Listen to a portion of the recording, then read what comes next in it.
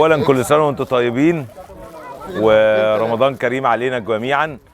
وانا بشكل شخصي طبعا سعيد جدا ان احنا متجمعين النهارده مع الكباتن كلهم اخواتنا في النادي، لان احنا بتربطنا ذكريات بقى سنين، ونبعد ونقرب ونبعد ونقرب ونتقابل طبعا في شغل، بس في النهايه كلنا متفقين طبعا على حبنا للنادي الاهلي وتربيتنا، كلنا متربيين في النادي الاهلي وفي مكان واحد.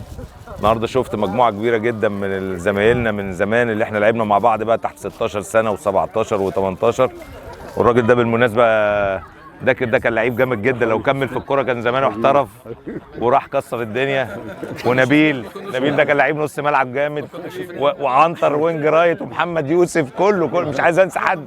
ايوه وهادي بقى واحمد وهادي بقى هادي، بس خلي بالك هادي جالنا على 18 سنه. يعني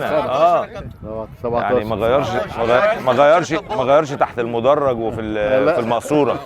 ايوه انا غيرت في المقصوره، وده كلنا كده بتاع البيبس. كل سنه وانتم طيبين وسعيد بيكم. المكان جميل جدا النهارده، ان شاء الله هنعمل مباراه حلوه كده ونستعيد المهارات والذكريات بتاعتنا.